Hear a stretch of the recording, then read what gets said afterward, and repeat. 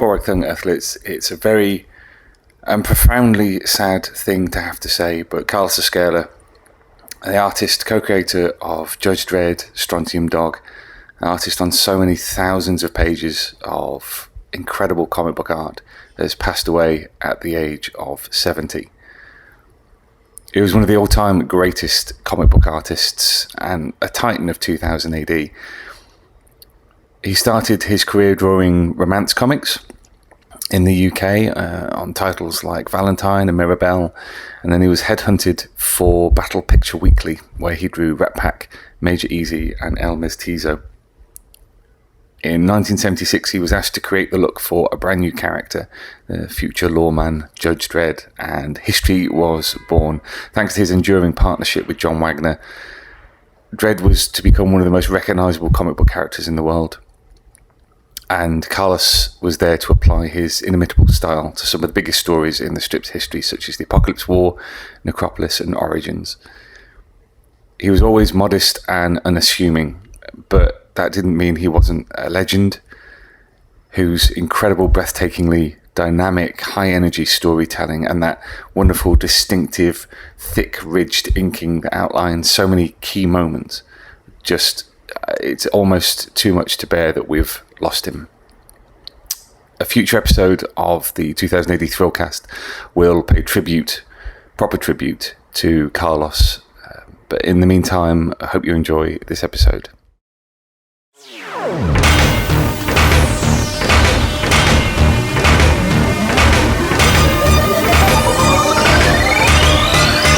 Hello athletes and welcome to the 2000 AD Thrillcast. We are here at Thought Bubble in Leeds, where we'll be bringing you two of the panels from this year's convention. The 2000 AD panels, 41 years of the Galaxy's greatest comic from the Saturday afternoon, and the Pitch Fest script competition from lunchtime on the Saturday, where would-be droids will be pitching their ideas for Future Shocks in just 2 minutes. So strap yourselves in for Thought Bubble 2018.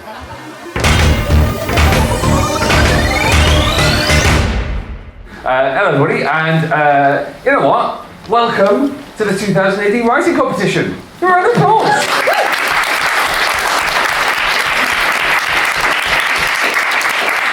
So basically, want plenty of energy in the room to G on our prospective script droids, who make up roughly half of the audience for this panel. Well done. Whether we get to hear your pitch or not, thank you for taking part. Thank you for wanting to work for 2000 AD.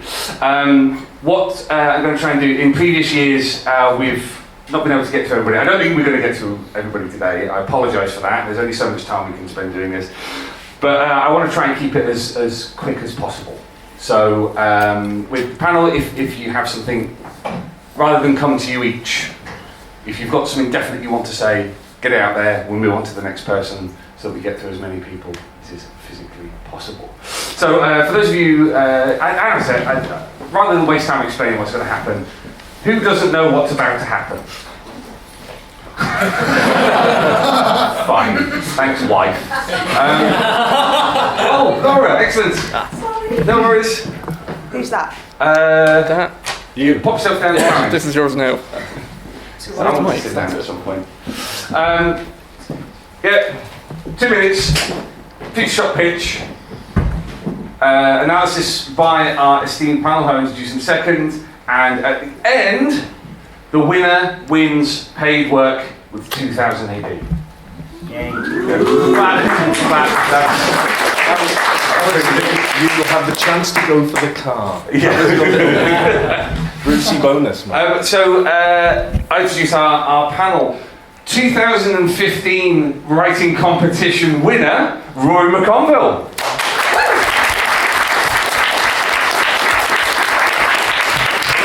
He's never won a thing in his life, Rob Williams.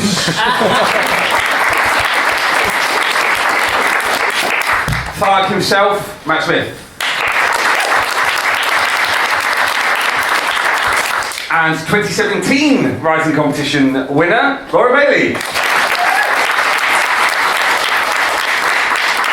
And I would just like to say how wonderful it is to have two former winners. They are proof positive that this competition can yield real results if you want to work in comics, because they're now both working on a regular basis for 2000 AD, which is wonderful to see. You know what, let's crack on. Who's first? Come on up, please, sir. And I'm going to give you that microphone. Make sure you speak into that. And what? Is that on? And what's? No? Yes, there we go. What's your name, sir? My name's Logan. Logan, okay. And let me get my phone out so I can actually tell you properly. Tell us a little bit about yourself, Logan.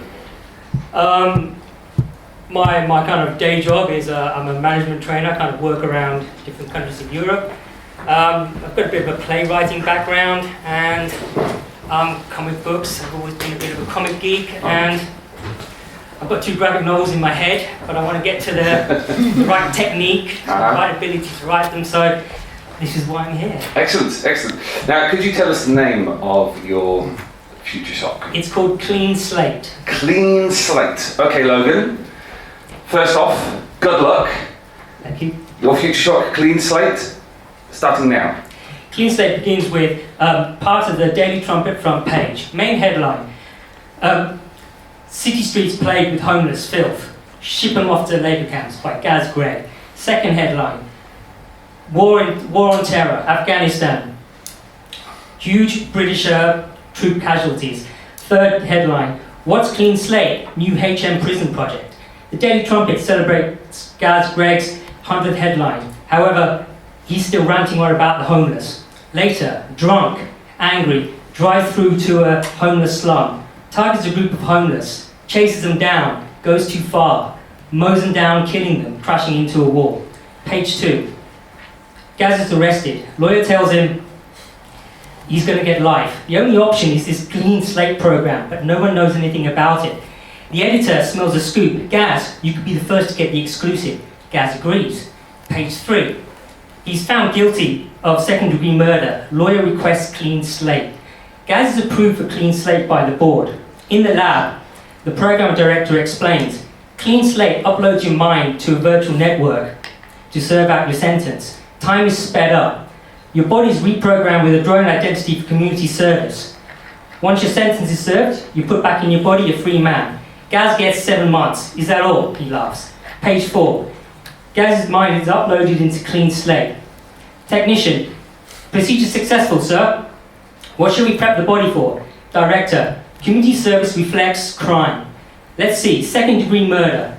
Final panel. Gaz's expressionless face. The director. Prep the body for desert infantry in Afghanistan. Give him a round of applause.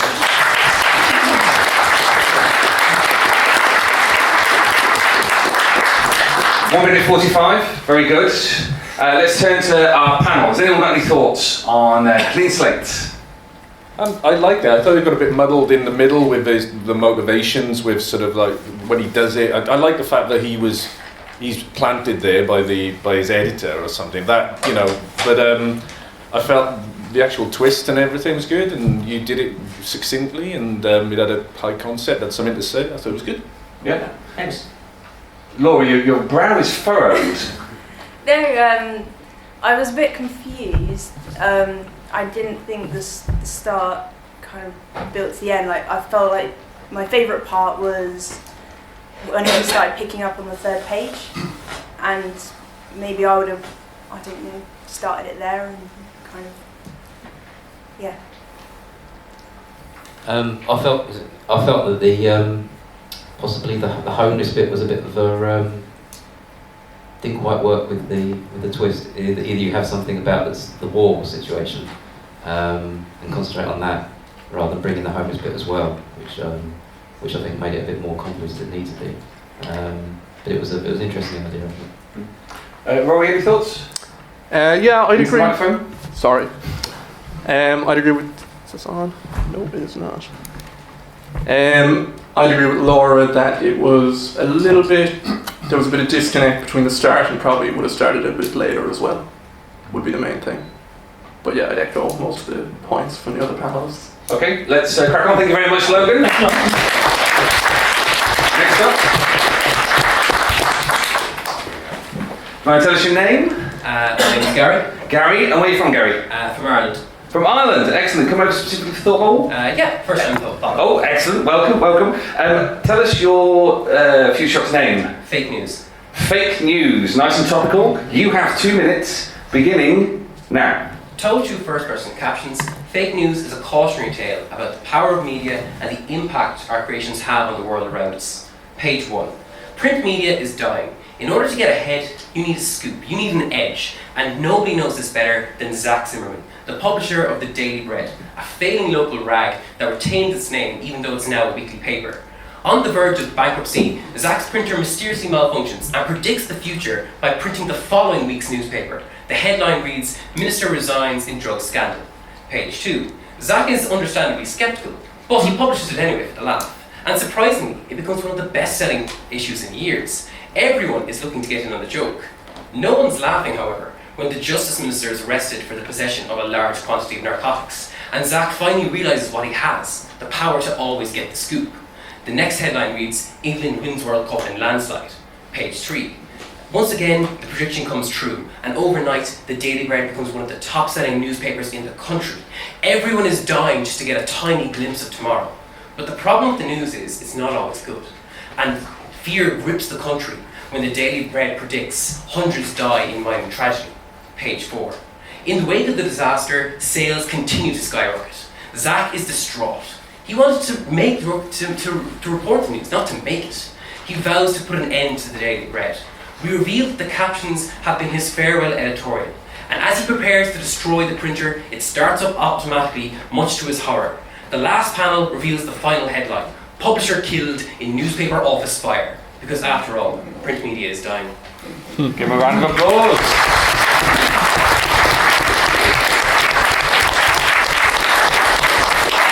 It's very clear already that people have been practicing because both of those were sub 2 minutes. Anyone got anything to say about fake news? I can see this interesting point. One thing I think you've got to bear in mind as well is that it's comics. It's got to be visually interesting, and I think there's a danger with that one whereby you've got a newspaper office, a headline, and people reading it and reacting to it might not be the most visually interesting story. Anyone else? It was very similar to a feature shock called, I think it's The End of the World. It's my favourite. And it's literally that a newspaper predicts what's going to happen. So I just felt that it kind of it's good, but it's because I already read one that was like it. I thought it was a good concept. Felt the shock could have been a bit more shocking, possibly, but delivery was good, and it built steadily, I thought. I'd say start with the newspaper that can predict the future, and then go somewhere else with it, rather than just repeating the same kind of trope. But take it somewhere new to make it a bit more interesting, I think. Okay, lovely. Give him a round of applause. Thank you very much.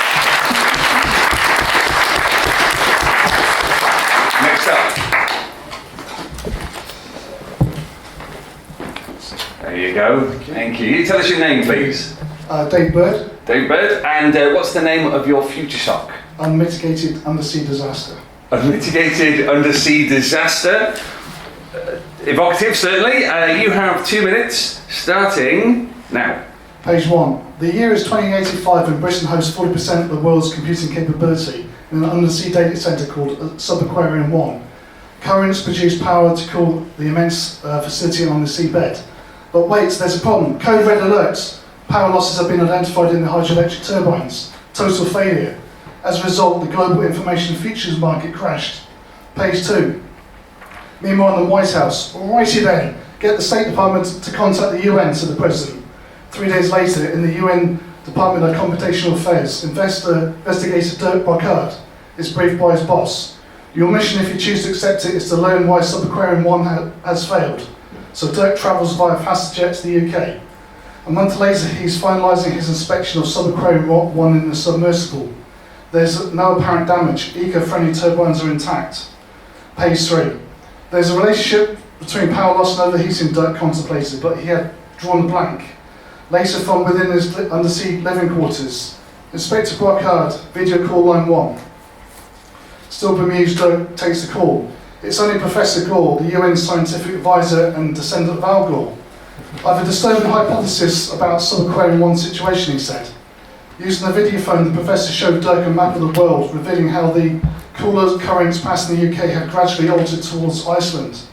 Heat from Subaquarium 1 has disturbed the oceanic currents over time, eventually resulting in a full power outage, said the professor. Page 4. Jeepers, said Dirk, that's the connection. The professor continued. Subaquarium 1 was supposed to be green, but in all probability, its resultant impact is glacial expansion. In fact, it's the dawn of a new ice age that will affect civilization as we know it. But the professor hadn't finished his presentation, switched out of space. The only hope for mankind is the lunar colony established in 2030 and the Mars base erected in 2045. Dirk thanked the professor and called the UN. New York, we have an ecological problem. Give him a round of applause.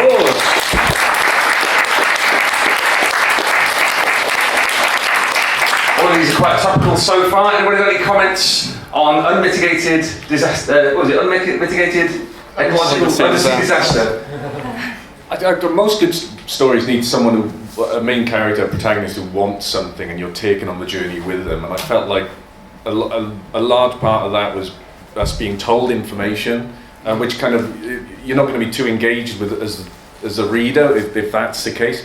I think if you would rework it and you would sort of have someone who you've got to build a want at the start, you know, a main character who actually says, oh, this is what they want, and then there's obstacles to overcome as they're trying to do that. Mm-hmm. I felt you were relaying information to us rather than engaging us dramatically.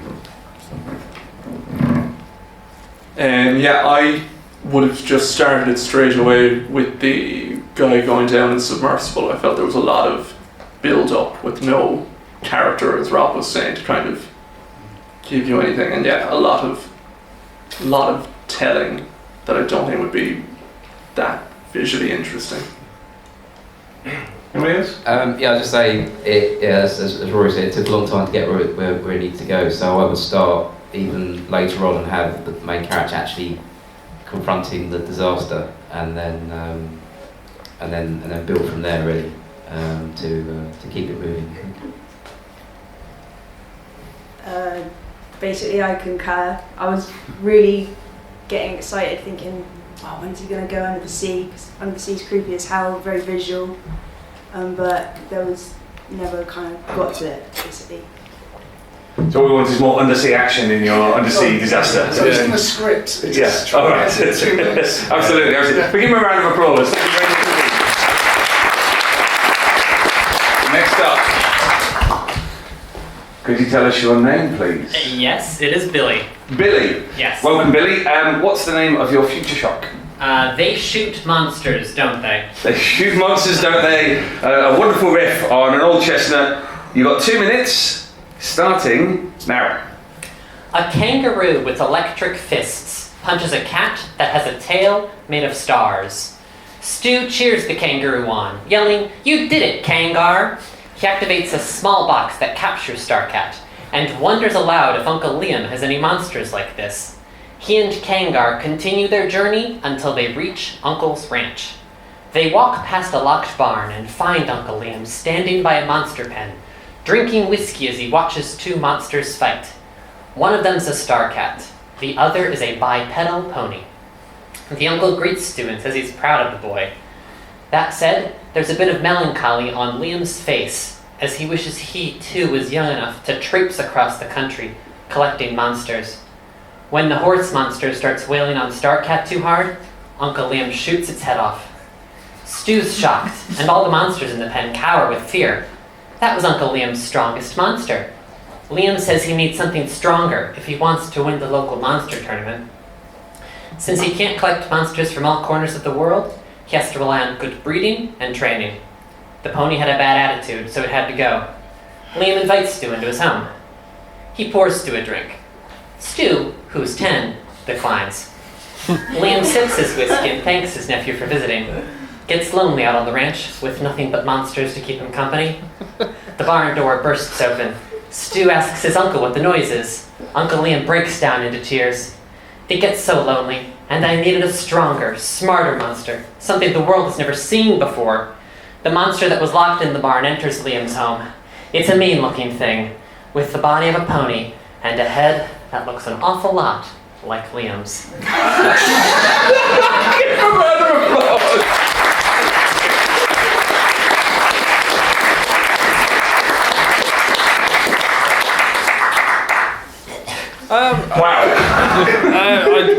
I really like because it's got its own voice and it feels somehow weirdly fully formed despite it being fully weird.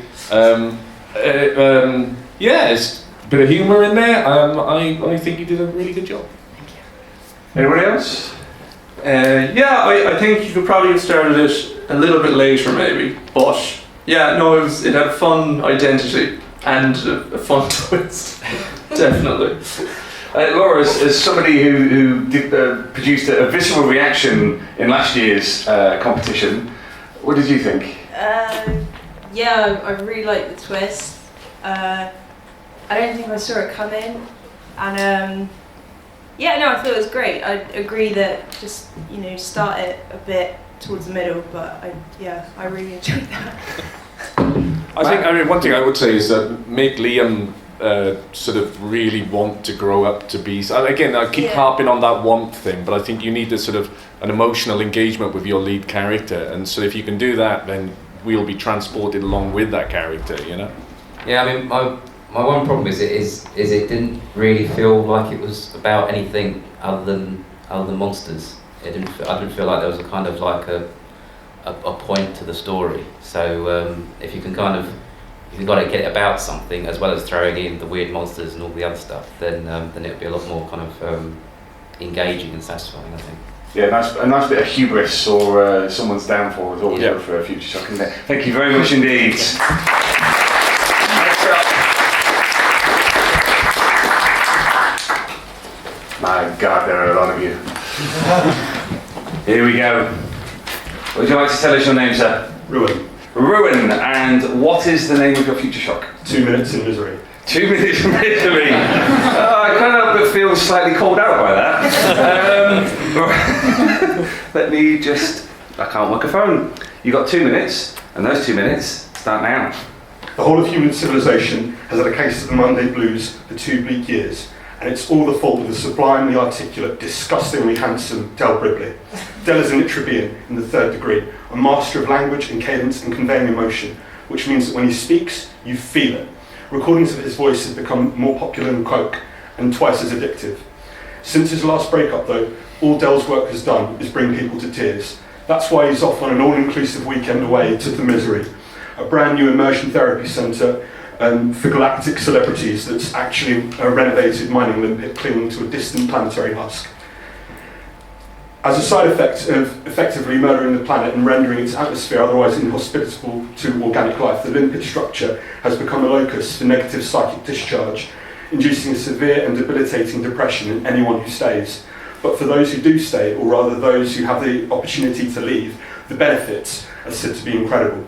A permanent role in ecstasy is what Del's manager has heard. He's already salivating at the monetary potential. Needless to say, it doesn't work that way, not exactly.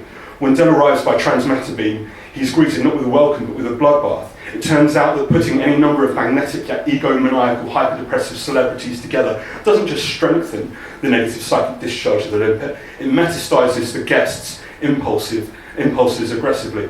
The limpet's computer tells Del that the other guests started acting up after just 2 minutes, and a frankly terrified Del orders the computer to send him back. Then one of the other guests slams an axe into a vital control panel. Del runs and the other celebrities follow him at speed, drunk on a crazed, mad jealousy.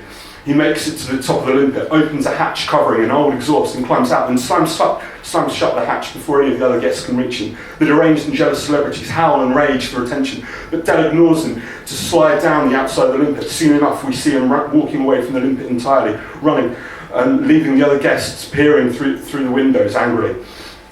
As the limpet fades in the distance, acid rain begins to fall, and Del stumbles as it takes his toll, ruining his flesh and destroying his good looks. As his jaw cracks and begins to fall away at the side, a horrific, delirious grin spreads across his face.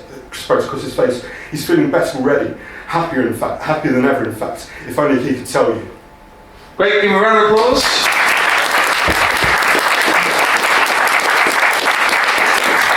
I'll be honest, I was very kind to you there. I gave you an extra 20 seconds. I shall not be that kind again. Right, some quick feedback. It was too long for 4 pages, and you have hard work getting across all your description at first about how good this guy was with words. It's very hard to get across without words, and because it's 4 pages, it's just like an impossible feat. And I didn't quite register what the twist was, but that's just me. Yeah, I didn't feel it was a feature shock. I thought it was a valid story, but I think you'd have to get to know the character a bit more and build up his world, and then you got to sell that he needs his comeuppance and all these things, and like, you know, we've got 4 pages with this. It's like, it's got to be bang, bang, bang, bang. It's very tight. So I felt what you had there was something you could do more with, but I think it didn't really feel like it fit as a feature shock to me. So I quite like the idea of misery metastatising. Yeah, I mean, it's like, I thought they were then going to go back into society, and it was going to become this terrible plague that ended up with the death of all humanity. But I've read a lot of future shocks. Yeah. Matt or Rory, anything quickly? Yeah, basically, yes. Is a bit too much there to get across satisfyingly. But lots of interesting ideas in it. I thought if you can streamline it down a bit. Yeah, definitely streamline, and in terms of a future shock, I feel the kind of escape from the hotel resort area is probably the best bit to focus on, just because it's the most energetic. Brilliant. Round of applause. Thank you very much indeed. We're rattling through. Hello, sir. Tell us what your name is. My name's Matt Chin. Matt Chin, and what is the name of your future shock? The Safest Bet. The Safest Bet. You have 2 minutes beginning now. Light years from its destination, the starship journeys through a distant planet.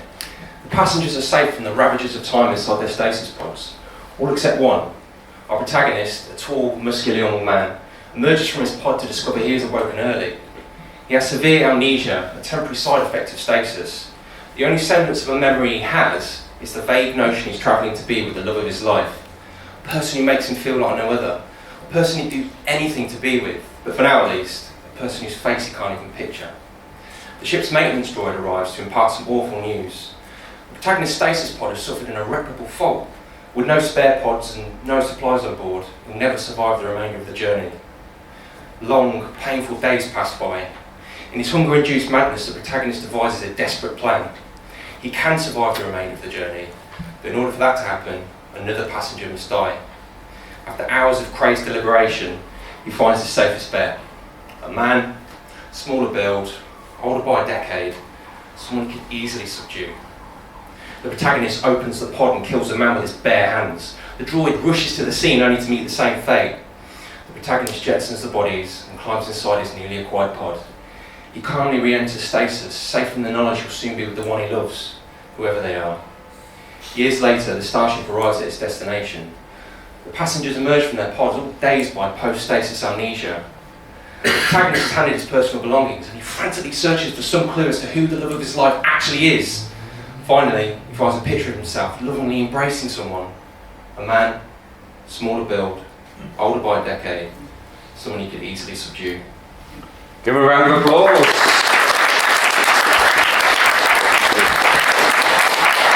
Murder in Space. What did you think? I like the things I like about it. You set up a protagonist, you give a protagonist a choice to make, you know, the moral choice. They have to, you know, you're with them on the journey.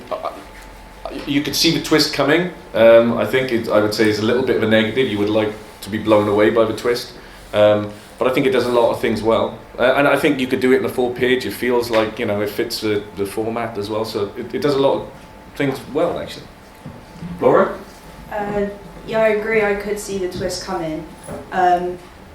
But I thought it was a quite, you know, like you said about the character, it's well built, and I could tell you practiced your pitch, and it was really well delivered. Thanks. I'm just really pleased people have memorised these things. Yes. Yeah. It's like a beat poetry evening. Anybody else? Yeah, I'd echo what the others have said, good and bad. I thought this scenario was a bit cliche, and I didn't really feel you did enough to kind of put a new spin on it. But as the other said, it was a good character setup. So yeah, it was a future shock almost by design, really. It was everything was there that needed to be there, but unfortunately it didn't really go anywhere we haven't seen before. So all the structure was good, but it needs something new to give it that extra twist. Yeah, it was something that I think Rob said online when talking about the competition is in sci-fi and fantasy, everything's a cliche. So it's actually really difficult to avoid. So rather than avoid it, go for it, but then completely subvert it, do something different with it. But give it a round of applause. Thank you very much indeed. Next contestant, please. Oh, time's good. Excellent. What's your name, sir? I'm James. James, and what's the title of your future shock? Unspoiled Paradise. Unspoiled Paradise. 2 minutes beginning now. Okay, so we're in the office of the President of the World. Through the window behind them, we can see red skies and black clouds, parched brown earth and withered trees. There's screaming. Our economists have eradicated poverty. Our sociologists have eradicated bigotry. Why can't you guys fix the environment? A row of scientists shuffling their feet and looking down. In the background behind them in the window, you can see someone being chased by Secret Service agents. They burst through the door. They say, "Madam President, I've got something to show you." Page 2, they're just finishing their rant about how you all laughed at me, but now they press a button on their machine and a UFO lands, 2 friendly looking aliens come out. The scientist says, "Show them what you showed me." They point a device at a tree and press the button and the tree blooms back into life. The aliens say, "You can have these devices and many more. They are equally powerful for destruction as well as creation, so all we ask is that you destroy them after the use." Page 3, a montage of humans destroying devices in newly rebuilt paradises, white mountains, green forests, blue oceans, a dolphin flies out smiling, giving a Finn version of a high five. Page 4, the scientist and the president are waving goodbye to the friendly aliens on a view screen in the friendly aliens office. Do you think they'll know? No, no one will find out. And the profits are going to be amazing. The aliens walk into the next room. It's a massive auction hall full of angry looking aliens. Then they say, next lot is the Sol system, an unspoiled paradise. It used to be a bit of a wreck, but since gentrification has happened, prices are shooting up. This is a perfect property for you. Give him a round of applause.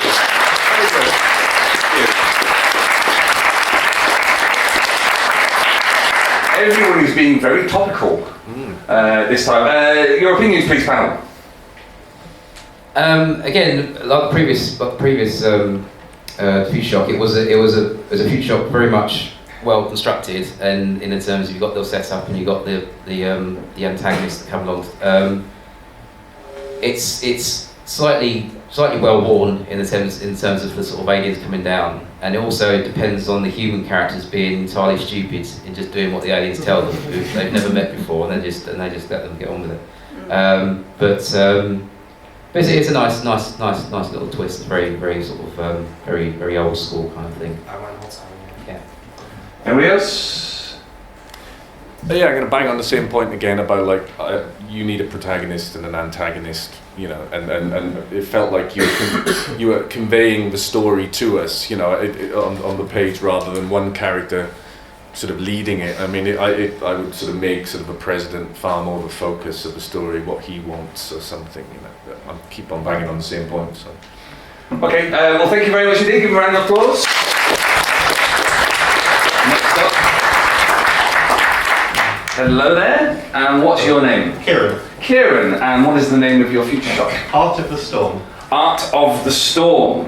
Your 2 minutes begins now. So the Caribbean island of Santa Picardo is about to be struck by a tornado. The island's governor, in a car speeding away from the chaos, agrees to sell state assets in order to be able to pay Horus to stop the storm. Cut to an office in New York City, the command center of Horus Corporation.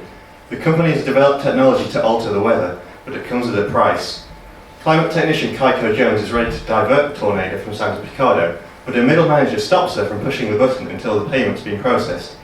After the delay, Kaiko does her thing, and we see the tornado dissipate, but it's too late for several hundreds of the island's residents. Kaiko's angry at her manager, but all he says is that this is the way Armitage Fortune, the CEO of Horus, insists the company operate. That evening, Kaiko is approached by a man who identifies himself as the environmental activist Thor. She opens up to this man about how she got into climate tech because she wanted to make a difference, but is now only improving things for the countries rich enough to pay. Thor draws Kaiko into his plan. He wants her to cause a thunderstorm over the New York mansion of Armitage Fortune. This will bring down House's security, allowing him to break in and steal all the money in the safe, which will be donated to victims of the environmental disasters. Kaiko doesn't care that she might lose her job, as Thor promises her a place in his activist organisation. The plan seems to work until Fortune hears someone in his house and confronts the intruder. We see that Thor has not been stealing money, but evidence of Fortune's embezzlement and other assorted crimes. Thor blackmails Fortune with this evidence and forces him to sell off Horus's technology. Kaiko thinks everything went as planned until she gets a call. There was never any activist organisation. You're speaking to the head of the Thor Corporation, you owners of the world's climate. Do you still want that job? Give a round of applause.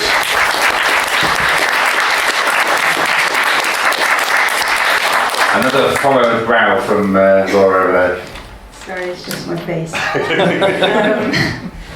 I feel like, why would anyone spend their money with that company if they, if you were gonna pay for someone to stop a tornado and then they didn't do it even though you paid, that would be like your business over there and then almost. And then no one would want to invest the company, surely, or they'd be liable, or no? Oh, they do it once they pay, it's just it takes time for them to But get the isn't money it too together. late?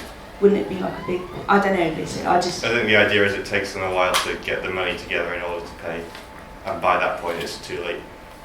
Yeah. Yeah. I don't know, I just thought it'd be like a big kind of PR disaster and then the company just wouldn't be as valuable and then, I don't know, as desirable, and then the second problem or something, I don't know. But yeah. I don't think we get into a discussion about the economics of storm diversion on this panel. There we go. Rob, you got a thought? I felt like it was a type of story that would need a lot of words on the page to convey the information. And I think part of it's inherent in this, it's got to be very visually strong. And I felt you would need a lot of characters saying a lot of dialogue to sell this story, and I suspect that might actually clog it and pull it down a bit on the page. Okay, well, thank you very much indeed. Give a round of applause. Next up. Still can't work this phone. There you go. What's your name? H.E. Zander. Say that again? H.E. Zander. H.E. Zander. Yes. Wow, okay, hello. Hello. What's the name of your future shop? It's called Split Tents. Split Tents. Your 2 minutes begins now. Dana is an officer in the Historical Corrections Division. She lives with her malevolent cat Ripley. It's 2050 and she's got a job back in 2020. Take out 3 perps responsible for multiple future impacting homicides. It's a 4-jump job. 5 seconds per window, 2 a.m. local time, total time 15 seconds. As she steps into the portal, Ripley swipes at her ankles in annoyance at the glowing intrusion to her abode. 3 straight jumps and single shots to the head. Mission complete, and the 4th jump takes her home. We've got a problem. DNA contamination in zones 2 and 3. That darn cat. In 2020, the detective leading the case of the triple homicide is reviewing the latest case update. They've been able to locate 2 matching DNA samples from the scenes. She wants to get the case wrapped up before her maternity leave starts. Oh, crap. Corrective restoration actions protocol has been initiated. It's a 3-jump job. Remove the digital record and obtain the physical DNA samples. No time limit, jump on demand. Jump 1, no problem, the digital record's clean. Jump 2, she gets the evidence back. Dana's rudely interrupted by the case detective. Actions required. The retinal display shows that termination of the subject would create a causality rip. It's not permitted. The detective makes the emergency button, but Dana pistol whips her across the temple, grabs the evidence bags and makes the final jump. Central office confirms that the case is now clean, but she's under 1 week suspension without pay for the contamination failure. Bring the cat in for reprogramming. Cat boss says it's not negotiable. Dana drags herself into the boss's office. The boss is not impressed and the distinctive scar on her temples flaring up in anger. Hey Mum, sorry about the scar. Give a round of applause.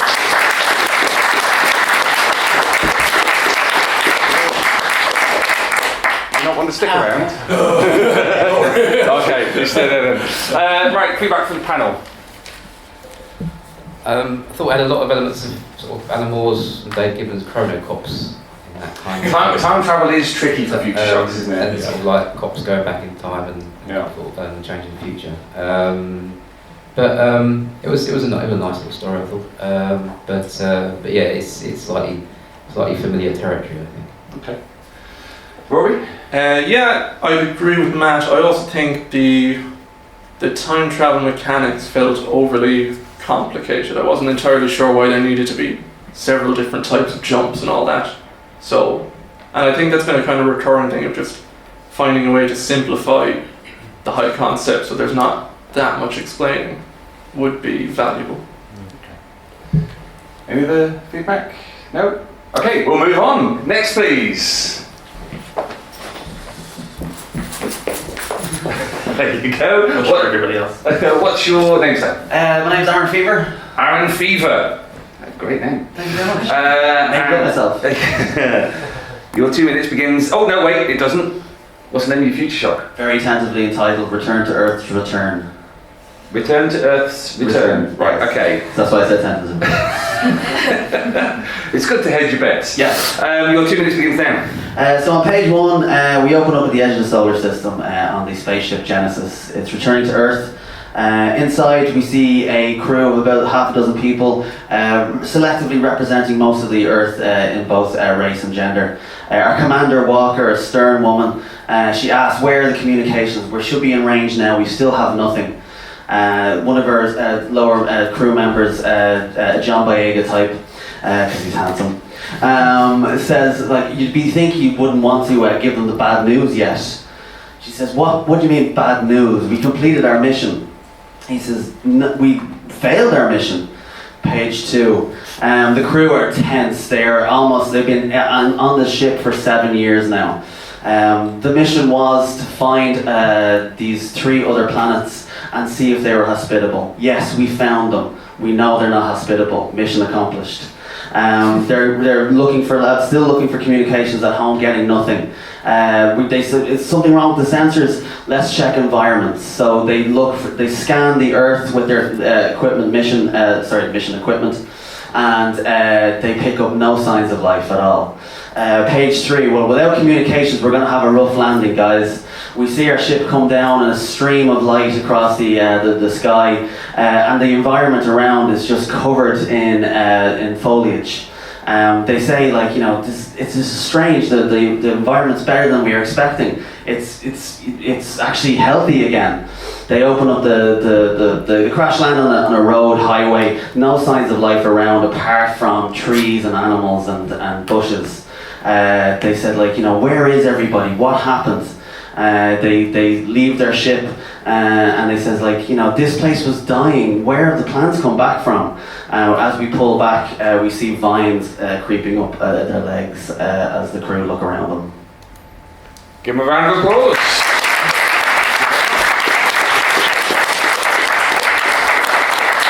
Okay, I want to squeeze in a couple more. So, quick feedback from the panel. Again with our previous future shock, it's a long lead up to and it needs to shorten that down. And I would start the story with them getting back onto Earth and taking the story from there. Yeah, I didn't really understand where the twist came from. Maybe I'm missing something. I think maybe I should have written this out a bit bigger than I did for the pitch because I was trying to write for 2 minutes. But basically, they went on a mission to try and find a new hospitable planet to colonize because Earth was dying. Yep. The weather had gone to crap. The Earth was overheating. And it's when they come back and they think they failed in their mission, they realize that actually the Earth did fine. It took the planet back. Everyone's gone. And the Earth. Oh, okay. Yeah. That wasn't. I panicky pitch. Sorry. Yeah. Right. Cool. Excellent. Next, please give a round of applause.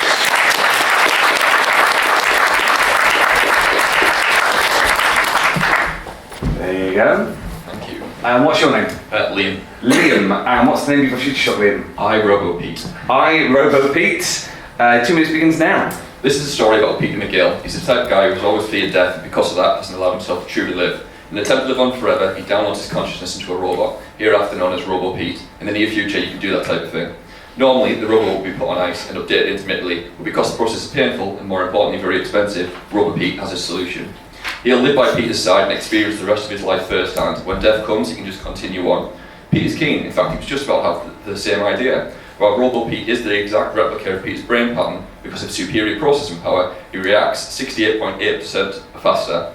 Peter shows Robo Pete his life. It's bare bones and basic. His work at a car parts factory, monotonous and tiring. Of course, Robo Pete knew all of this.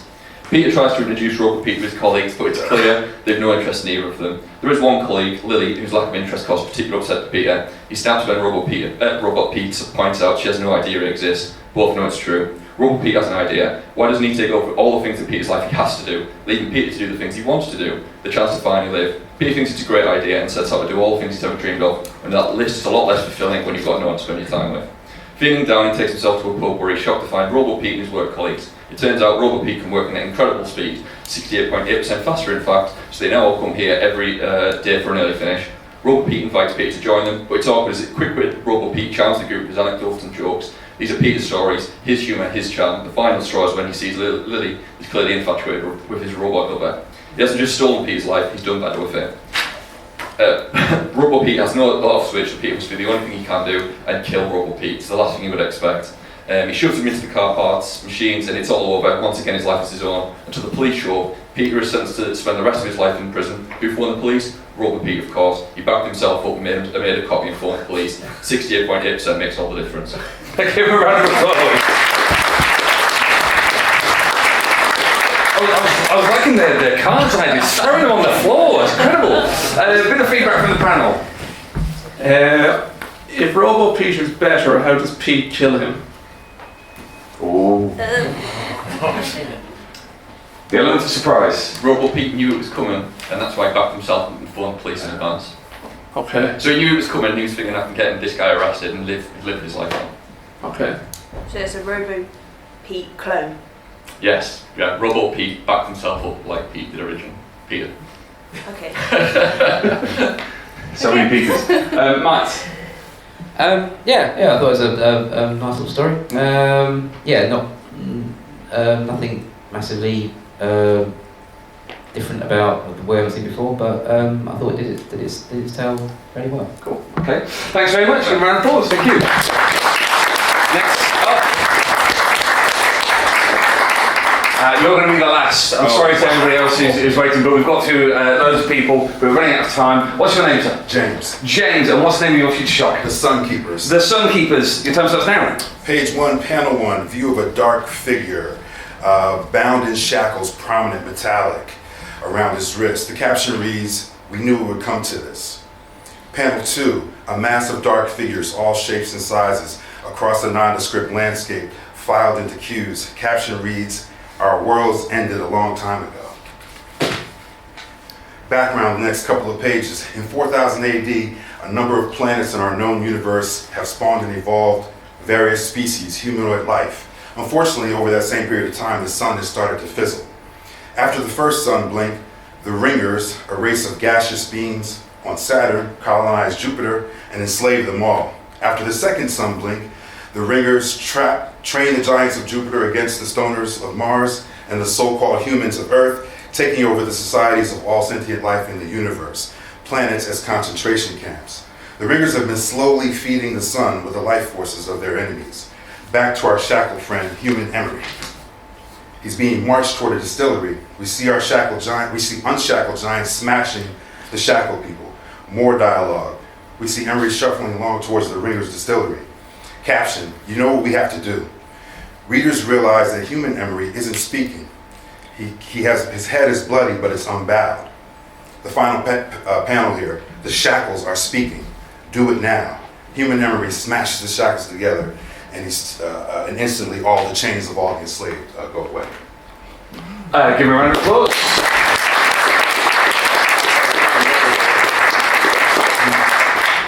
Quick bit of feedback. I like the story, but I didn't understand how doing that to the shackles sorted out all the others. The kind of... Was it the shackles were alive? Yeah, the shackles are the Sun Keepers. And so the shackles are narrating the story. And when you smash them together, all the change dissolve for the people that are there. It's just... Okay. I think like one of the ones earlier, it strikes me as like as a good story, and I can see you're building a world there. You know what I mean? There's history, so I think that's really tough to do in 4 pages. I think again, you've got a story there. You're going to have to convey a lot of this information to the reader, rather than the reader just having the immediate grab of being carried along in 4 pages. So I think what you have there is something which is far longer than a Future Shock, if it's going to be told effectively. Okay, give him a round of applause.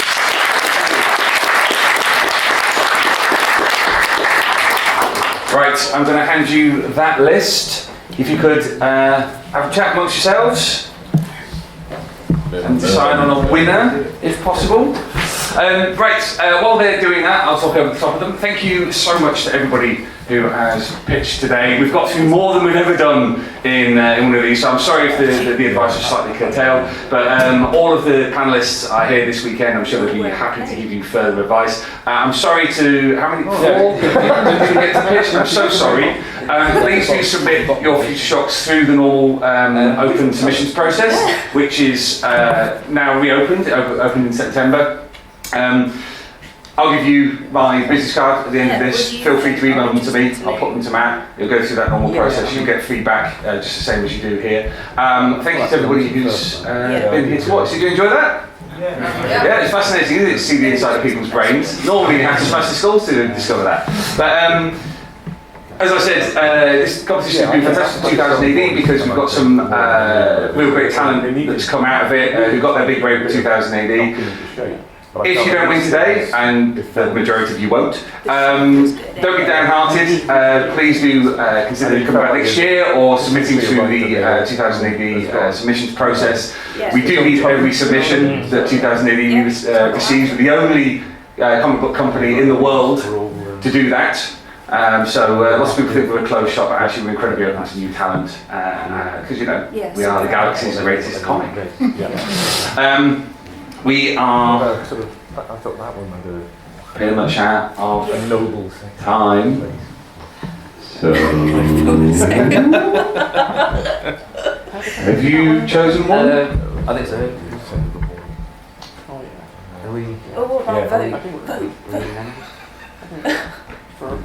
This is where we fight. Yeah. Well, you were the Minority Report on Rory's one, weren't you, Rob? Was I? Yeah, well, you voted against him. Yeah. So I'm wondering if actually seeing what people vote might just cause problems down the line, murder kind of thing. Yeah, thanks, mate. It's all right. Right, would one of you like to announce who the winner is of 2000 AD 2018 Port Bubble Writing Competition? Okay, the winner is number 4, Billy, with They Shoot Monsters, Don't They? Give him a round of applause.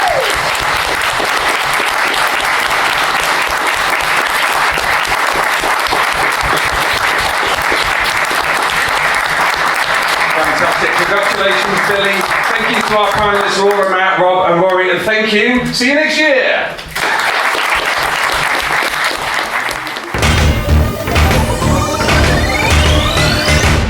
Welcome to the 41 years of 2000 AD panel.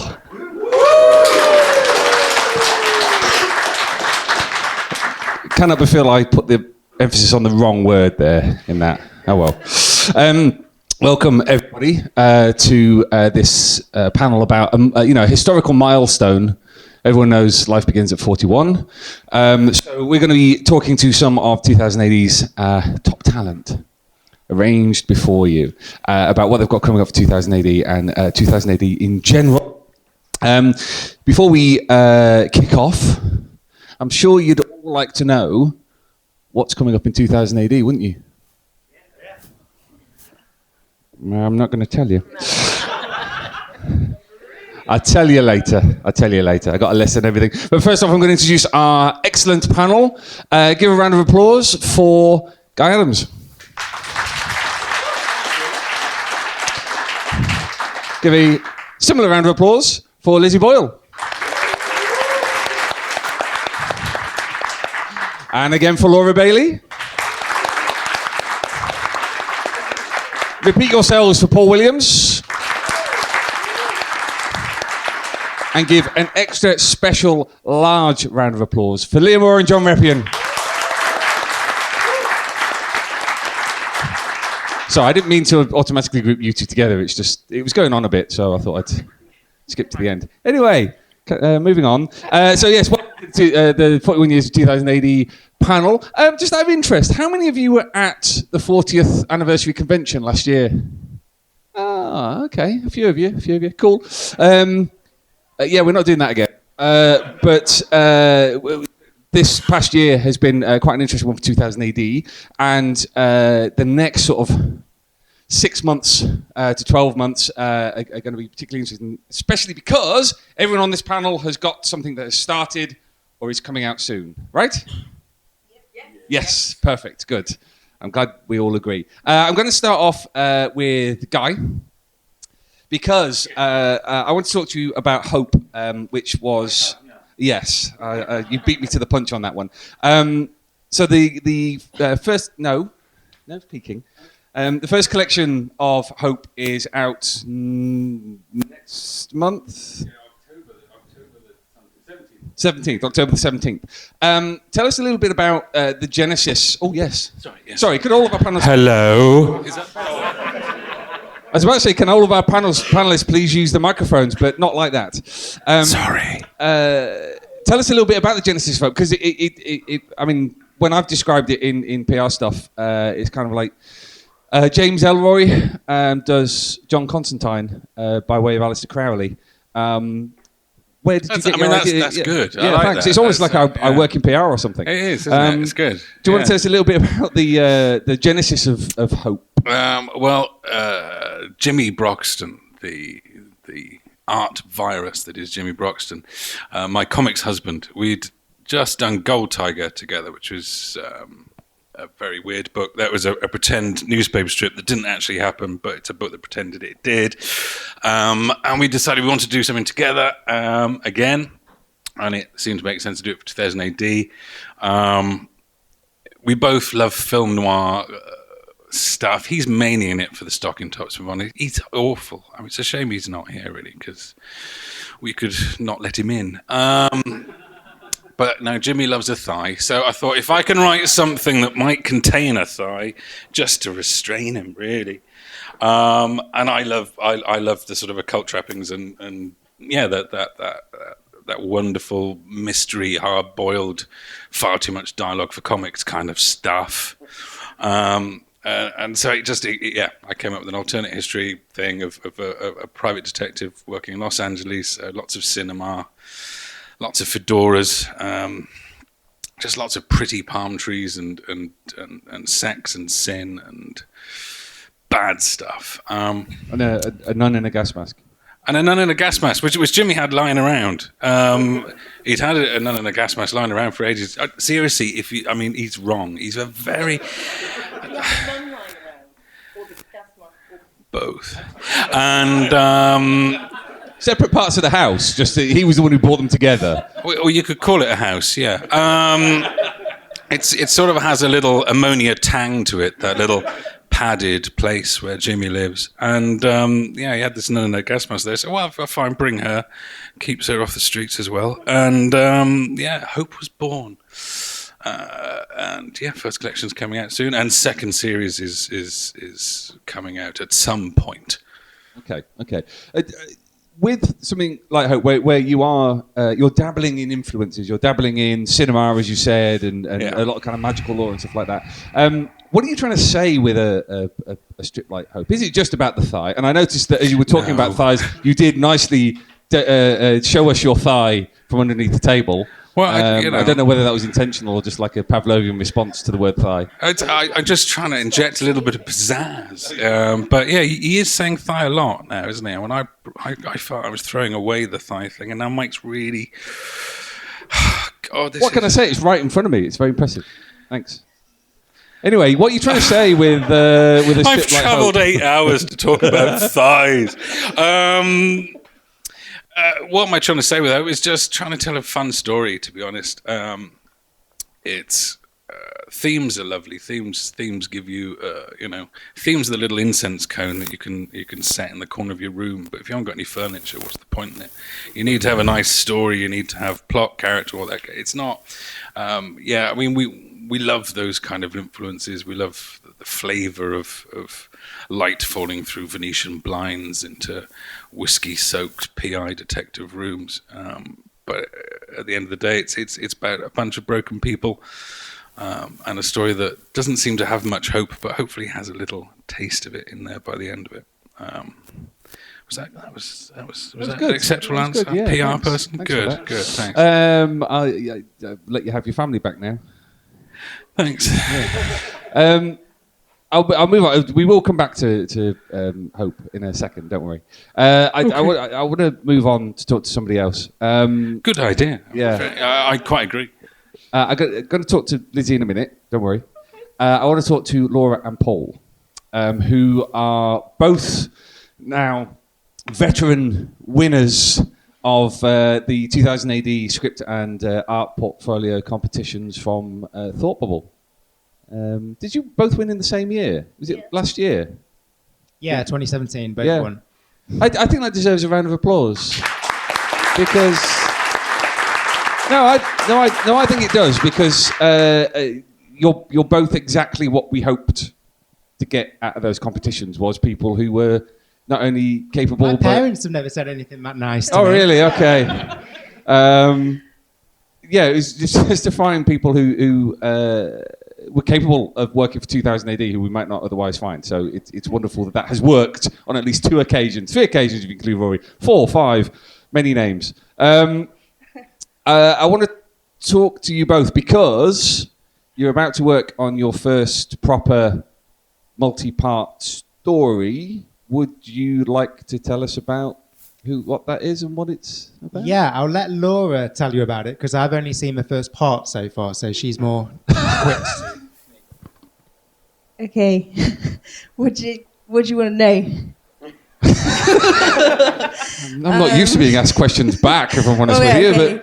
But it's a Galen Demarco story. She's a private investigator. If you guys don't know, I'm guessing you do. And it's following her looking into a elderly woman's bizarre behaviour. Okay. Is what it's about. Yeah. Or that's the premise from the first part. I don't want to give anything away, spoil the ending. I mean, this you've already written Demarco because you did one for the Sci-Fi Special in the summer, didn't you? You're an actual private investigator, aren't you? Yes. Yeah, I am. Obviously, the word private in that is really important to you at this stage. I'm a private investigator. Cagey investigator. Yeah, well, I don't know what to say about it because it is my job. Is it? Let's just. I won't ask for any details about your job because obviously, like I said, it is a private thing. But is it useful for writing an actual private investigator? I think. Yeah, it's made me. I guess I do take, as you would, borrow from things that happen and put it in the stories, but it might not be necessarily the things you'd expect, like like how great it is to eat food when you have to just sit in a car and do surveillance, like just food breaks is like things that I've put in the story and stuff like that. And I've tried to make Galen less concerned with the law, because being a private investigator, it's a very grey area that you kind of work in because you've got to invade people's privacy and all sorts. So, and considering she was ex-judge, that's my kind of flavour that I try to do. Stop, not have her thinking like, what is the law, and kind of get the job done from a private clients who are not necessarily good or bad people. So, thinking less. End of answer. Microphone down. Thinking less like a judge and more like a private citizen, I guess. Yeah, because even like if you think about a private investigator in actual life, if they are ex-cops, they are lovely people who are great to work with, is what you're about to say, I imagine. Yeah, great law-abiding citizens who are very concerned with the rights and wrongs and laws of the land. No. So I guess that's kind of what I wanted to, because you are working for a private client, so I don't know. That doesn't sound exciting, but it kind of it is, because it's more, can't swear, messed up. Yeah. Right, cool. Paul, this is Laura's first multi-part story for us. This is your first multi-part story for us, having done. You've done a couple of Future Shocks, have you? No, just the one. Just the one. Okay. Tell us a little bit about what you made. Because it's interesting to compare it to something like Hope, where Jimmy has a very particular noirish style, and Danny did the strip in the Sci-Fi Special. What kind of things are you bringing to the strip? Well, I guess, because Danny and I, our styles aren't really similar, but we both, I think our work looks good in black and white. Because, that's the thing that I'm really delighted about, is because when I got the Future Shock, I was telling my friends, first of all, I'm going to be in 2000 AD, it's amazing. But also the fact that I get to draw a black and white strip as well.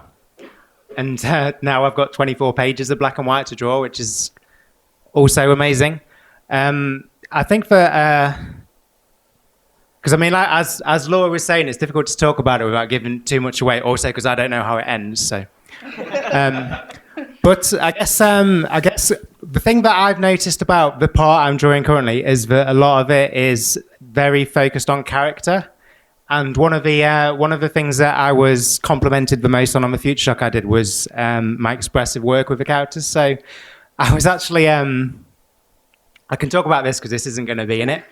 But when Matt first sent me the script, because me and Laura talk quite a lot and go over it, and I was going through it, and I think what happened, I can look back now and with hindsight and realize why I reacted this way. But I saw probably about 3 or 4 pages of very intense character-driven stuff, and so I kind of came back to Laura and said, "Oh, we could put a splash page in the middle of all this to kind of depict what she's talking about." And I could tell Laura was like, "That's not a great idea, but I'll see where this goes." And then I gave the script a proper read, and I realised that first of all, it's really not it's not suitable for the story that's being told. But also, my initial reaction to go that way was because I was a little bit intimidated by how much character I was going to have to show on those pages, not rely on flashy artwork and stuff like that. But now that I've got the pages laid out and I'm kind of confident that I can do it, I've kind of put all thoughts of a splash page in the middle of the story away, so don't worry about it.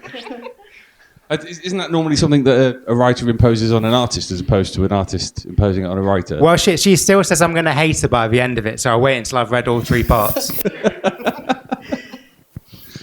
You've picked up the microphone, so I assume you're going to say something. No. Oh, no, okay.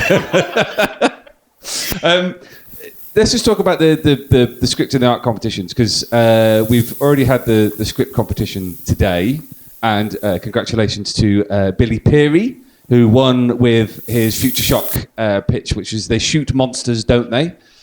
Which is very good. We saw more people this year wanting to enter. We got through more people wanting to enter this year. Mainly because the prize is pretty good, that you actually get published in 2000 AD. What has it meant to you both to have A, won it, and B, since? Beyond, obviously, just getting more work out of us kind of thing. What does it mean to have won it and get more work? Was that the question? Well, I mean, because Laura's had a few stories in between last year and the story we're doing now, whereas this is my second one. So I was kind of because I know with 2000 AD there's so many fantastic artists on the book that it's understandable how if you're a newcomer or even if you've been drawing for Fog for several years now, you can, we're kind of like fighting for the scraps at the bottom a little bit. So because I've spoken to previous winners of the competition. Obviously, Tom Foster is the one who's been most prolific in the work he's done since winning. But then around the time that my Future Shock was printed, Joe Palmer, who won it the year before, I believe, he had his second story printed. So I was kind of like, I was gearing myself up for perhaps a long wait. And then, because when I was drawing the first one, I remember it wasn't so much about... when you win, because we've spoken as well, Laura and I, about how, because the feeling of the day when the prog came out, in a way, it's really nothing compared to the elation of when we won the competition. I mean, because I still get, this is so lame to admit, but I'll just be wandering around my house, living my life, and I'll suddenly have a flashback. Oh yeah, I won the competition, didn't I? And then about 5 seconds later, I realize, oh yeah, and I've been in the prog as well. That was pretty cool as well. Don't need the prize. No.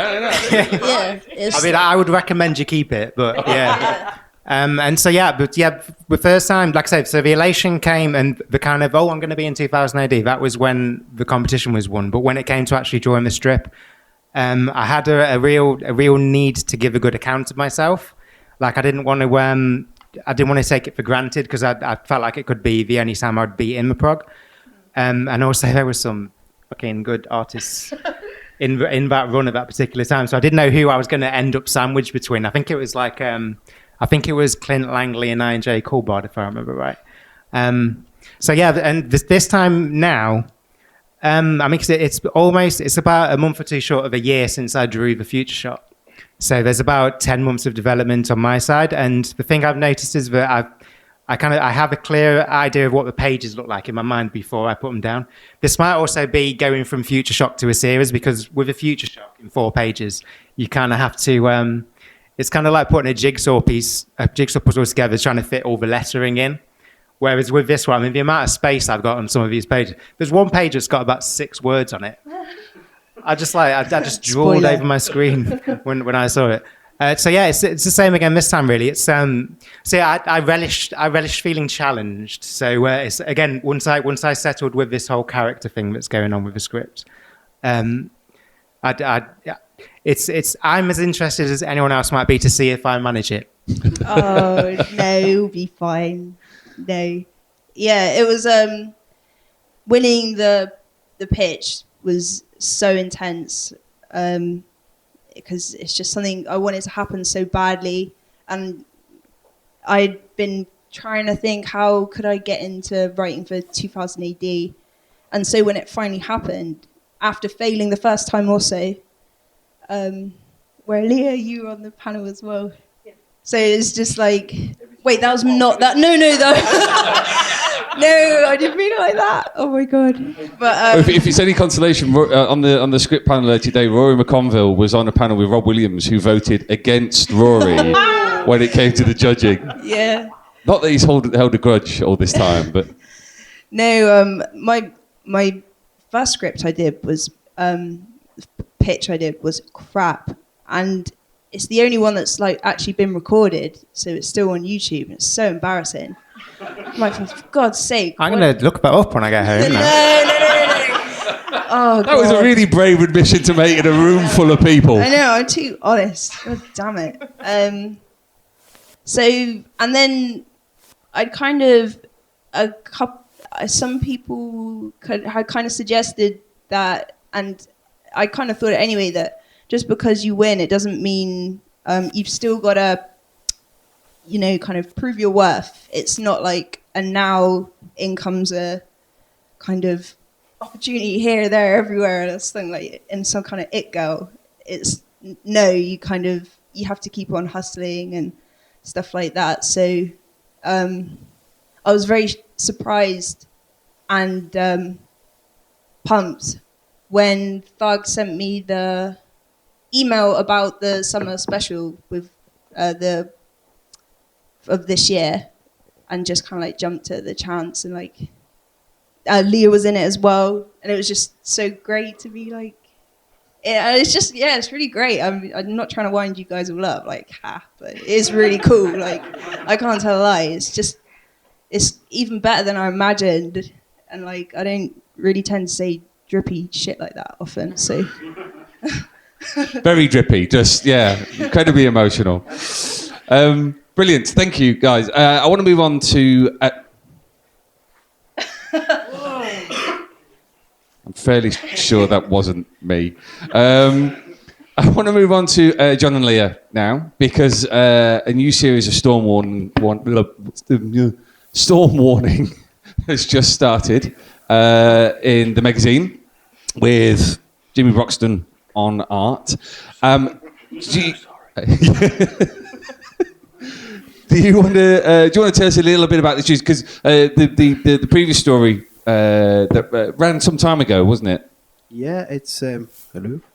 It's a couple of years ago, I think. Our initial Storm Warning series, which is called The Relic, ran, and we've got 2 series back to back this time. So this new one that's just started is called Over My Dead Body, and it's about somebody who wakes up after a car crash, or doesn't wake up after a car crash. Somebody who sees their own body lying in the hospital and realizes that they're a ghost, kind of watching themselves. I'm wondering what's going to happen next. And what happens next? You've all read the prog now. What happens next is that their body wakes up, so without them in it. So it's about, somebody stealing somebody else's body. And they go to see Judge Storm, who's like, she's like, because she's obviously side division, then you'd be like, that she'll be able to help, but she's got her own kind of personality quirks, so she's not like a chatty and approachable kind of a woman. So yeah, we wanted to do have a bit of fun with kind of what her home life was like, and because if you don't know, then Judge Storm she was an orphan in an orphanage, and the person who was running the orphanage conducted some kind of bizarre occult experiment using the children. A load of stuff went wrong, and loads of the children were killed, except for Judge Storm, and all the ghosts of those children are now her best friends who help her solve crimes. It's heartwarming. Yeah. And all ages. Yeah. So sort of like something out of Misty or what? Yeah. These are my dead children friends. They help me solve mysteries. So it's like the famous 5, but 4 of them are dead. Exactly. Yeah. Dead and sad. And Judge Storm's got copyright Michael Molch-R. You can't have it. Back off. Tom Foster was the artist on the first series. You've got Jimmy for this one. I'm always intrigued because in the office we are slightly disconnected from the editorial process because Matt goes about his business, doesn't necessarily tell me everything. He moves in mysterious ways. He does. Sometimes he's there, sometimes he's gone. So I don't know whether you knew that it was going to be Jimmy, or and if that affected the way you wrote it, or did you finish it and then Matt let you know? We didn't know it was going to be Jimmy when we wrote it. I mean, we found out before it started getting drawn. And actually, these are coming out. We wrote them the other way around. There's 2 series. So this one, Over My Dead Body, was the second one we wrote, and we've written one called Green and Pleasant Land, which is following on directly after it. So we thought Tom was drawing both of them, but that Tom's doing one and Jimmy's doing the other one. But it's lovely to see. It's always interesting to see another artist's take on your character. When I feel slightly guilty though. I feel like I'm slightly cheating on Tom. like Jimmy's my side bird, and I'm just like, yeah, your pages look really good there. Like, oh no, what if anybody finds out? But yeah, it's really it's really wrong of me, but I'm thoroughly enjoying it. I'm just like, yes, more artists, more, like, I don't know what that says about me, but I'm relishing it. Yeah, in a wrong way. Yeah, I wouldn't have said any of that, but no. And with something like Storm Warning, because it's set in Britstead, I detect a kind of slightly M.R. Jamesy aspect, particularly in that first series about the archaeological dig. I can't remember what was the one about the other crown of yeah, there was Lost Crowns. Yes. In ours, and yeah, we're just ripping off M.R. James really all the time. There's a Guess Who game on the first page of this new one who is called Who Is This? You see, so always slipping in the references, keeping ourselves amused. Yeah, it's just Britsits. It's fun to kind of play with the kind of English weirdy. Don't say folk horror because then everybody hates you. Kind of stuff, it just to draw on that stuff a bit more. So, yeah, it seems to be very much in vogue. I'm going to use that phrase whether you like it or not, but the whole folk horror thing. People refer to it as a revival. It does feel like kind of the generation who grew up in the late 70s and early 80s are suddenly rediscovering the things that freaked them out when they were children. Yeah. Well, if you're going to do side division, if you've got the whole idea of side division is like psychic police, and you think, well, okay, that means you've got to kind of imagine all the kind of supernatural stuff to go with it. But if you grew up watching the Ghost, the Stone Tapes, and the Wicker Man and all that stuff, then you think, well, Mega City 1. It's America, we've got so much history, we've got so much nonsense. You know what I mean? There's so much. Aren't we meant to have more ghosts per square mile than anywhere else in the world? Yeah. Yeah. And I think who is it that said America's really massive but only really new, and England's tiny but goes back an awful long way. So I think we've already, we're sort of trying to sort of imagine how she would police that density of ghosts, and that's probably why she's got such a sort of bitchy resting face, because she's just I have to be ramping with all of this shit. She's it's wall to wall ghosts. Yeah, that's what we're saying. Yeah. That's not what we're saying. Right now, it is dead acreage. And they're looking at Molch-R with his 5 go hunting for corpses. But 4 of them are the corpses. Ghosts are real, and they're very disappointed in all of us. One thing I wanted to ask, and I'll come back to Guy in a second. I wanted to call you Jimmy then. Jesus, don't do that. That would be awful. Was creating new characters for 2000 AD and the Judge Dredd magazine. After 41 years, so I'm looping back round to the theme of the panel. See what I did there? There's been a lot of characters. I mean, I was planning the next load of 2000 AD. Who watches the 2000 AD ABC? Not nearly enough of you. It's very good. It's basically me talking, so I love it. But as I go through the alphabetical list, I've skipped out loads. That's rubbish. Didn't like that. Didn't like that. But now I'm getting to the end of the list, so I'm looking at what's going on. Much to our video editor's real upset, there's another 2 years of these buggers that I could do. I might die.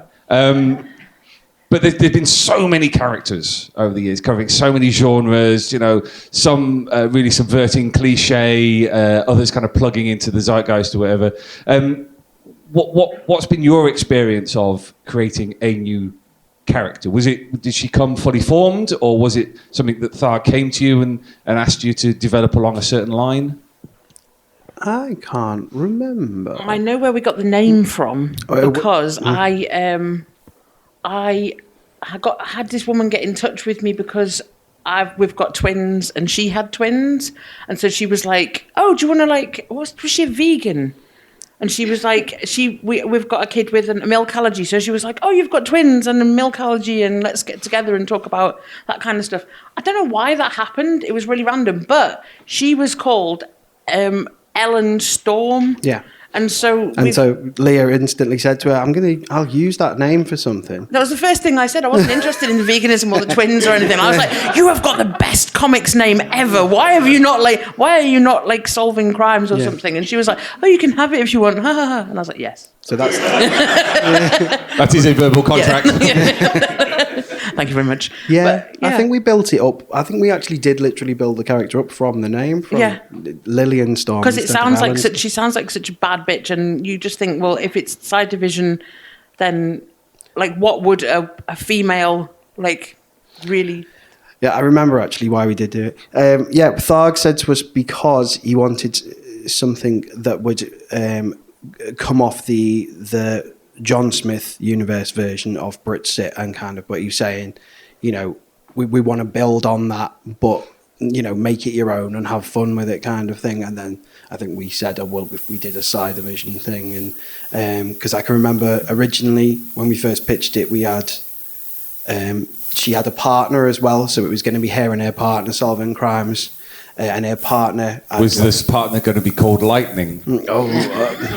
Magnet and Steel. Her partner was going to have teleplasmic abilities, was going to have, like, be able to do ectoplasm and stuff, and be able to do, like, shoot out hands. Tharg didn't like that, so we jibbed that off. I think it was basically we were going to do face ache again. You know, so yeah, but it was about kind of tapping into that weird Britsit thing and going further with that, and yeah, so that's what we've just carried on doing. I would really relish the idea of doing a female character that is as kind of monosyllabic and kind of tortured as every male character ever. So I was just like, you know, like I didn't want it to be sort of in any way kind of perky or helpful. Because I think that, like, why do women have to do that shit? Do you know what I mean? Why do we have to be like, oh, actually, no, it's all right. I've got some tissues and, you know, I can probably work out, yes, I can get that from the shop later. And everyone else is like, oh, I have issues. I am very deep. And I was just like, no, just like... Well, there's even the thing, like, because she's psychic and everything, then if she comes in contact with objects or people, she gets kind of a blast of psychic energy sometimes. So she doesn't want people to ever touch her. So there's this thing in the first series, there's a running gag that like people will go like, oh, nice to meet you. And I don't do touching. Yeah. So, you know, it's nice to have a character, to write a female character who is just able to say to people, don't touch me, don't come near me, don't look at me. Yeah. You know, I'm going to just do this my own way. And yeah. Yeah, no hugs. Guy, as somebody who's created a new character, new series for 2000 AD, obviously John and Leah had a certain world they could plug into with the Dread World stuff. When you're creating a brand new series, is it something that comes fully formed into your mind, or is it the consequence of sort of a back and forth between you and Jimmy, or is it? No, never talk to Jimmy. That's bad.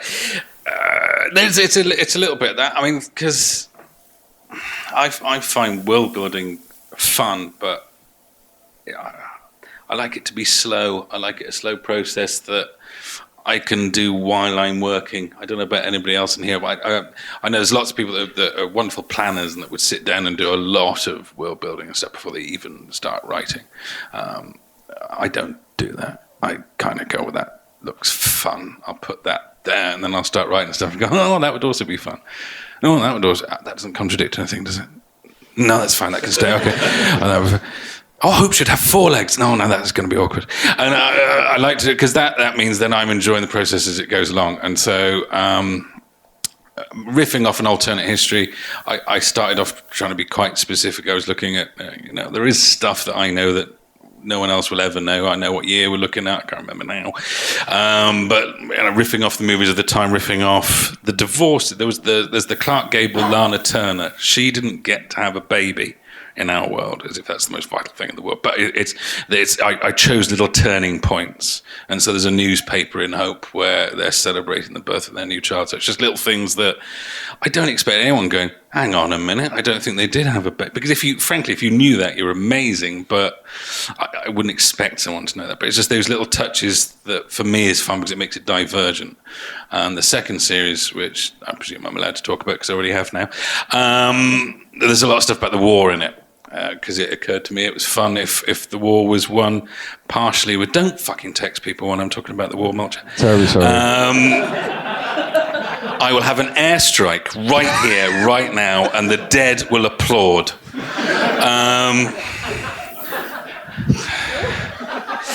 And anyway, what was I talking about? So yeah, the war. So trying to do some Note fun to self, things. Never have Guy on a panel again. But anyway, carry on. Sorry, what were you saying?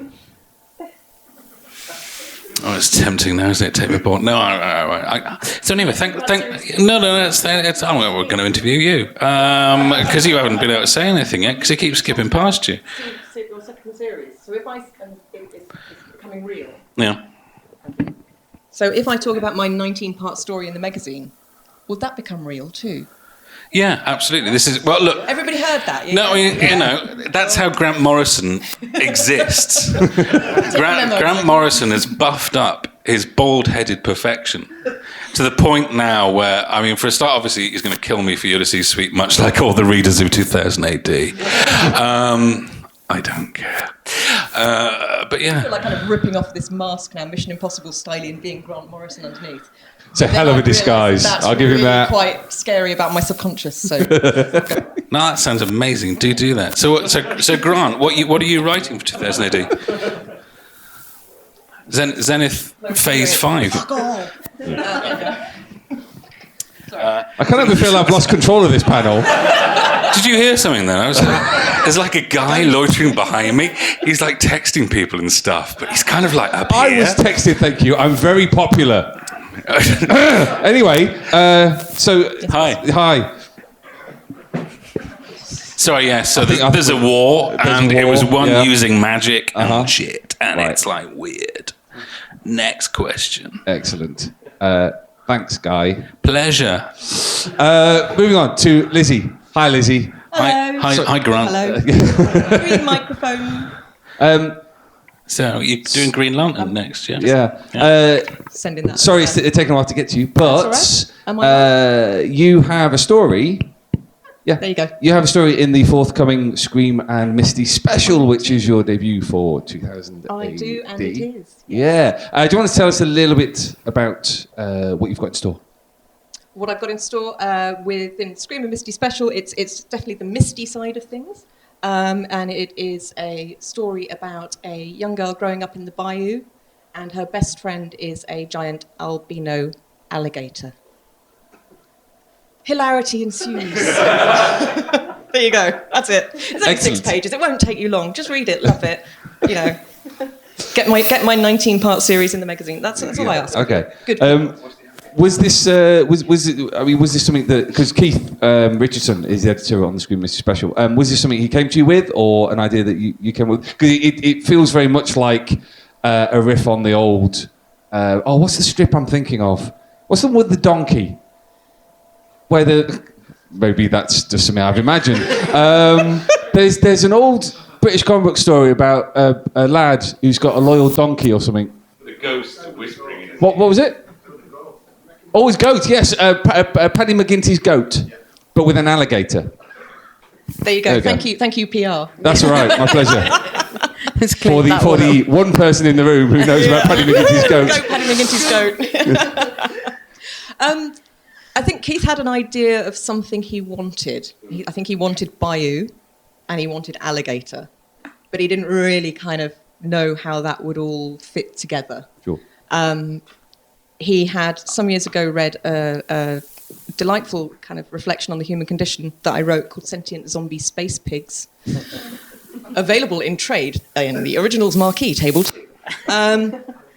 And I think he thought, yeah, she's going to be good at doing something with animals in a bad way. No, that sounds so wrong.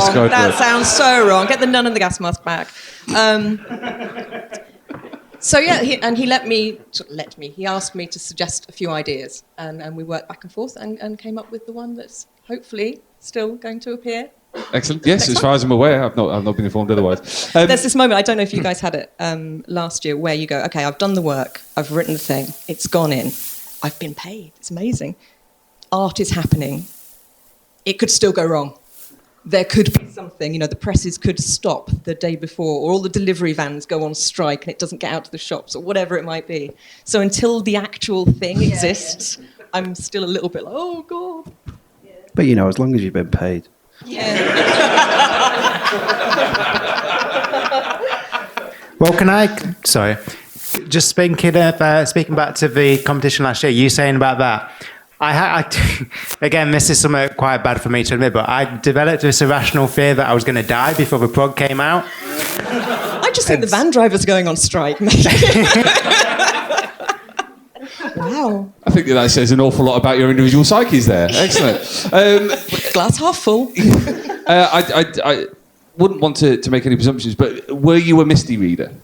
No, I wasn't. Ooh. I was too young, which doesn't get said very often. But I have since read as much Misty as I could get my hands on, and I love it. I love there's this sort of veneer of innocence, and this sort of slightly jolly hockey sticks thing. A lot of stuff set in schools, public schools, a lot of kind of girls just going about their business, and then this dark undercurrent of just this nasty stuff that happens, and you think, yeah, that's girlhood. Yeah, well, Yeah. it's like one of the collections we did, Land of No Tears, where it's a girl who's just slightly bigoted, doesn't is a bit rude to people. So she gets transported to this future where she's this terrible pariah and all these terrible things happen to her. I think it's a bit harsh. Well, there's this sort of sense of justice that goes through Misty, but it's not always obvious justice. Sometimes the justice is a little bit kind of twisty-turny, and that's fun to play with as well. What's your experience of writing for us for the first time? Writing for us for the first time. It was lovely. Oh, good. Yeah, and I'm really looking forward to the 19-part series in the magazine. No, it was. There was this moment where.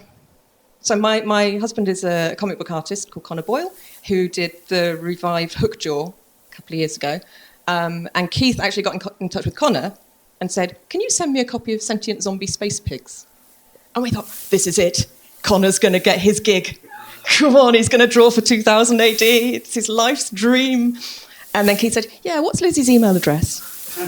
And bless him, he took it very well. He's not bitter at all. We're still married, still strong. But because it came that way, I wasn't expecting it, really. I wasn't expecting it. And so I was sort of super calm about the whole experience.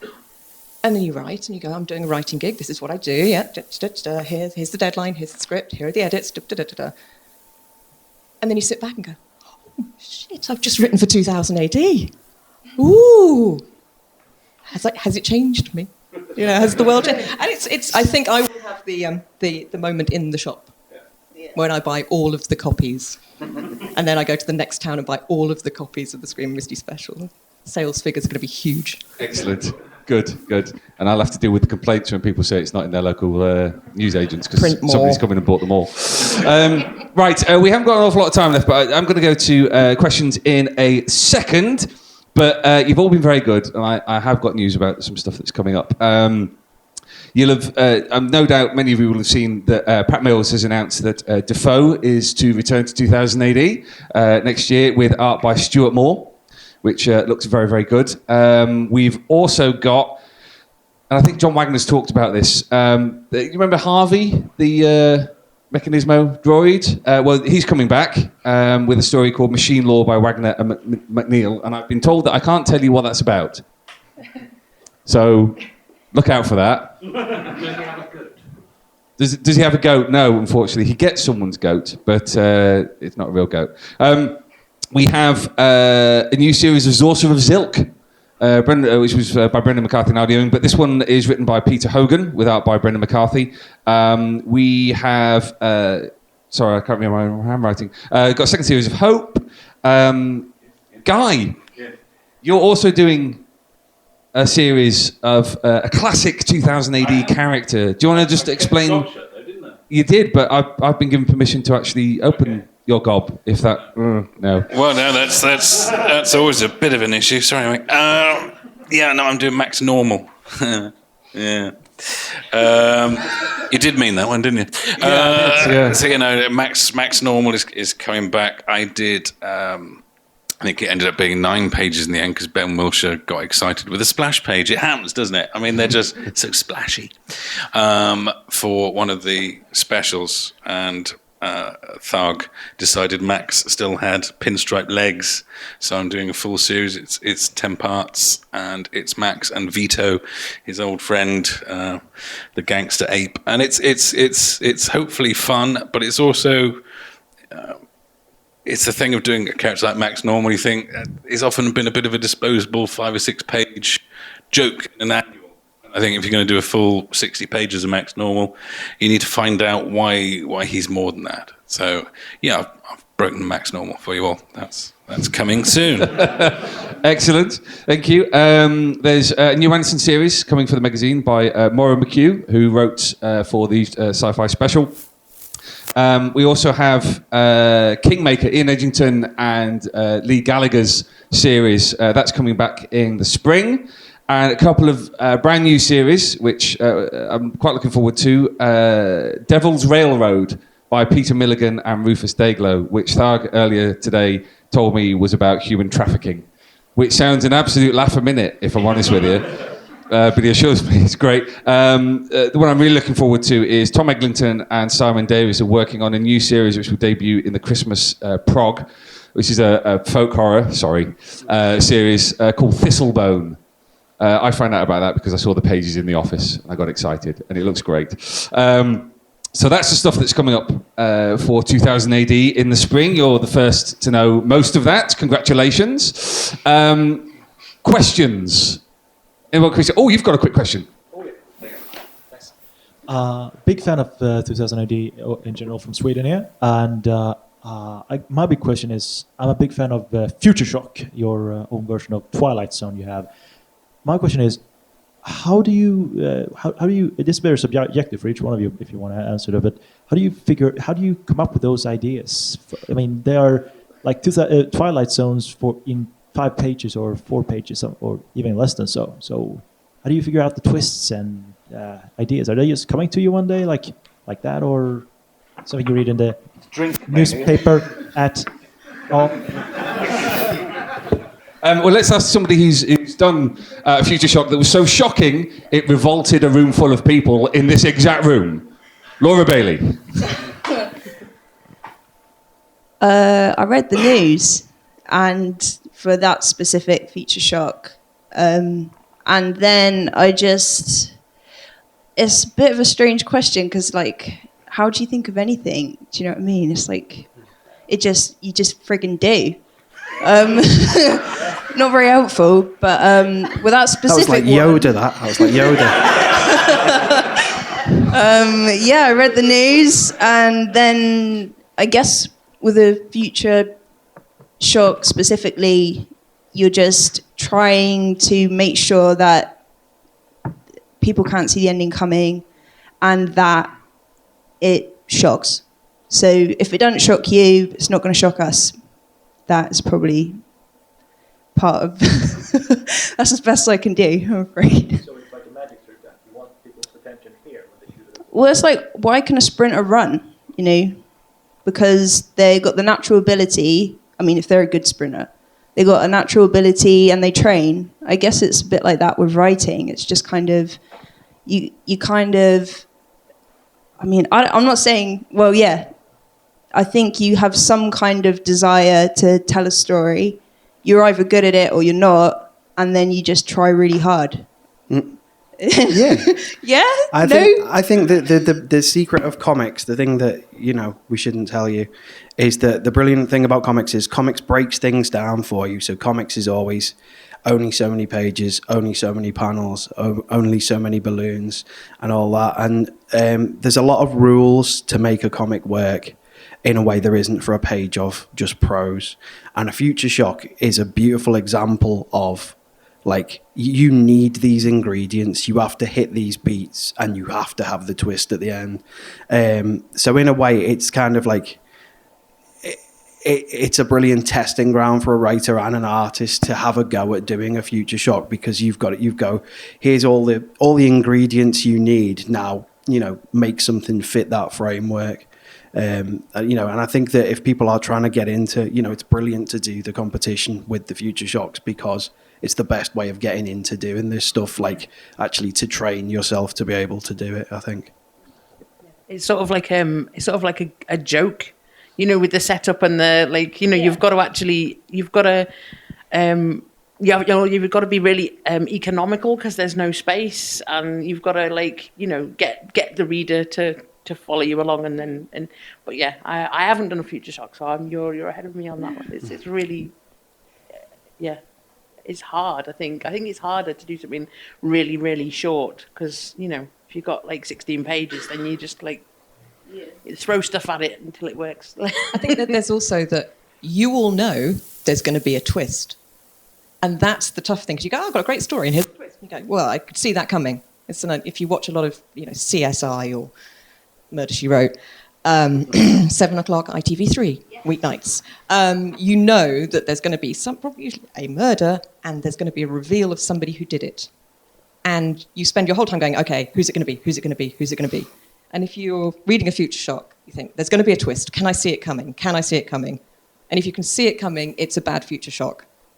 If you get to the end, like you say, and you go, oh, wow, that's, it's a hard in the thing. competition today, there was somebody who did a time travel story. And it was great. I mean, they didn't win in the end, but they came over to the booth and were saying, this is what I wanted to do. And I said, part of the problem is that when you're doing a time travel Future Shock, you're up against Alan Moore, who did the greatest time travel Future Shock of all. So if yours isn't as good or better than that, you're going to be in trouble. Top tip, don't try and write a time travel Future Shock. Just never. Just been done stop. to done to that. But it's always interesting to see people's thought processes and what comes out when they stand there. And bless them, every single person who does the competition is absolutely fantastic, because it's basically me feeding off of torturing people. I am secretly a misery succubus. So secretly, yeah. I'd say I'm afraid we are 100% out of time. I'm so sorry, but thank you all for coming. Are you okay? And a huge round of applause for our amazing panel.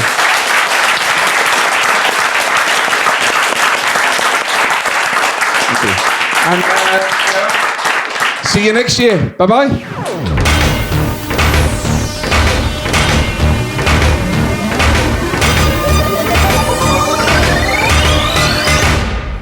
Alert! Alert! Fill power levels dangerously high. Alert! Read 2000 AD every week. Ask your comic book store or newsagent now. Subscribe to the galaxy's greatest comic at 2000ADonline.com. Subscribe digitally on our apps for Apple, Android, and Windows 10. And download DRM free copies from 2000ADonline.com. Alert! Stand by for urgent updates. Search for 2000AD on Twitter and Facebook. Watch the latest videos at youtube.com/2000AD online. And follow on Instagram at Insta2000AD. Program complete. Shutting down.